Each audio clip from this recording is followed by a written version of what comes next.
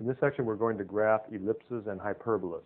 Now, the equation for an ellipse that's centered at the origin looks like this. X squared over a squared plus y squared over b squared is equal to 1. The x-intercepts will occur at a and negative a because when I let y be equal to 0 in this equation, I have x squared over a squared is equal to 1, so that means that x is going to be plus or minus a. The y-intercepts occur at b and negative b because when I let x be equal to 0 and solve the resulting equation for y, as you'll see when we do an example, y comes out to be plus or minus b. Now, an ellipse and a hyperbola have similar equations. The only difference is this subtraction sign here for the hyperbola, whereas an ellipse has an addition sign. X squared over a squared minus y squared over b squared equal 1, or, since subtraction is not commutative, another equation would be y squared over a squared minus x squared over b squared is equal to 1. Here we have x-intercepts at a and negative a, but no y-intercepts, and you'll see this when we get to the board and do an example.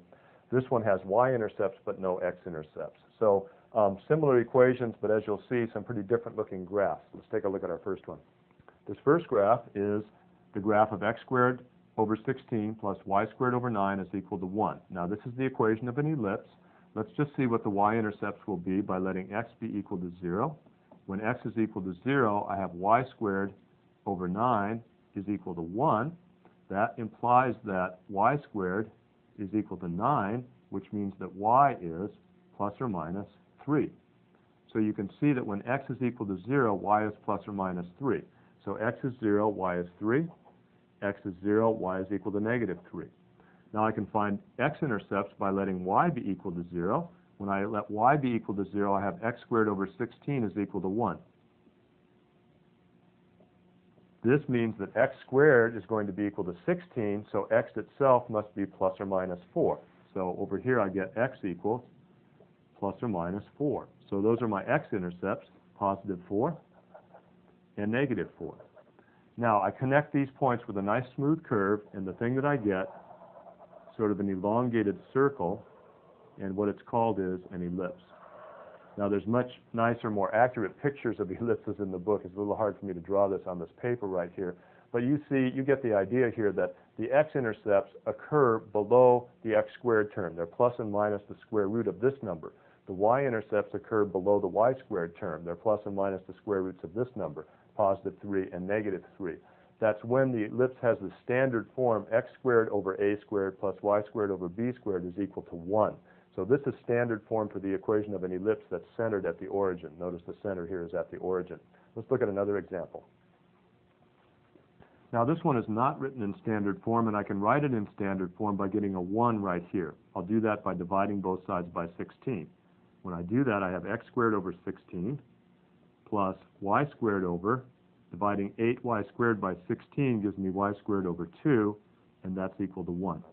So that means that my x-intercepts will be at x equal plus or minus 4, that's the square roots of this number, and my y-intercepts will be at plus or minus the square root of 2. Because this number is 2, its square root is plus or minus square root 2.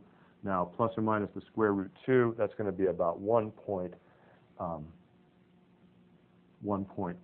Let's put that down. Okay, so I'm going to graph x equal plus or minus 4. That's right here and right here. And then y is equal to about plus or minus the square root of 16, or plus or minus 1.4. So let's put, y right here, 1.4 and negative 1.4. So here, this ellipse has this sort of shape to it. And again, there's much nicer, more accurate pictures of these ellipses. I can't even get through that point in the book. So it'll be sort of a football-shaped thing. It looks like this. This blue graph right here is the graph of this x squared plus 8y squared is equal to 16. The red graph is the graph of x squared over 16 plus y squared over 9 is equal to 1. Let's look at our next example. Okay, now the next problem I want to graph here is y squared over 9 minus x squared over 16 equal 1. This is the equation of a hyperbola. Now notice that we have y-intercepts, because if I let x be equal to 0, then I have y squared over 9 minus 0 is equal to 1. So then y squared, or y I should say, is plus or minus 3. So when I solve this equation for y, I end up with y equals plus or minus 3. So my graph is going to cross the y-axis at 3 and also at negative 3. Now if I let y be equal to 0, just to check and see if I have any x-intercepts, I get negative x squared over 16 is equal to 1. Multiply both sides by negative 16, and we have x squared equal negative 16, which is no real solutions. So there's no x-intercepts. If I solve x squared equal negative 16, I get complex solutions for this, so I can't use those in my rectangular coordinate system here, so there are no x-intercepts. If there were x-intercepts, that is, if this was an ellipse, and this was a plus sign right here, I'd have x-intercepts at 4 and negative 4. So I'm going to put those in anyways. They would occur here and here. Now I'll show you how to draw the graph of this ellipse. It requires that we draw a little box in here, connecting the intercepts with what would have been x-intercepts if this had been an ellipse. Okay, it looks like that. Now what I do is I connect opposite corners of this box with straight lines. Okay, so I get this line right here and this line right here. Now it turns out that those lines are asymptotes for the graph of this hyperbola.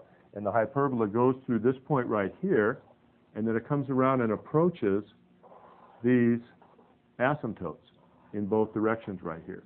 So the red graph that I'm drawing is the graph of the hyperbola y squared over 9 minus x squared over 16 is equal to 1. Now notice that if this was a plus sign right here and this was the graph of an ellipse, that ellipse would have x-intercepts here and y-intercepts here and here, and it would be that football-shaped thing that would lie inside this rectangle. When I change this to a subtraction sign, what it does is throws that thing, sort of turns it inside out, and I end up with this curve right here that just crosses the y-axis and approaches these straight lines asymptotically. That is, it gets as close as you want to them but never touches them. Let's try another one of these graphs. I'll put this one in standard form by dividing both sides by 4. I have x squared over 4 minus y squared over 1 is equal to 1. Now because of the subtraction sign here, I know that this is going to be a hyperbola.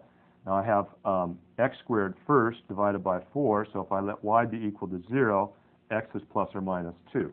So it's going to cross the x-axis at 2 and also at negative 2, so I'll put those dots in. It's not going to cross the y-axis, but if it was an ellipse, if it was a hyperbola, if this was a plus sign, it would have intercepts at 1 and negative 1. So I'm going to put those in and use that to draw this box. So I draw the box that looks like that, and then I'm going to connect opposite corners with a straight line. So I'll get something that looks approximately like this. It's hard for me to tell looking at an angle there, but we'll just do the best we can.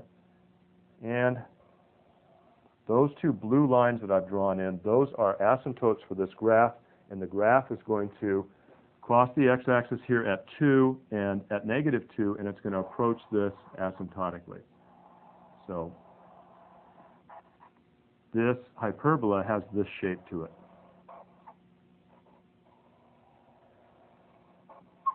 So the red graph is the graph of this equation right here. It's called a hyperbola. I use this little box in here that crosses the x-axis where I have intercepts, where I would have intercepts if I was graphing an ellipse, and then I draw that box in, connect opposite corners like that, and I get the two asymptotes for the graph. So knowing what the intercepts are and that these two blue lines are asymptotes, I can draw the graph of that hyperbola pretty simply.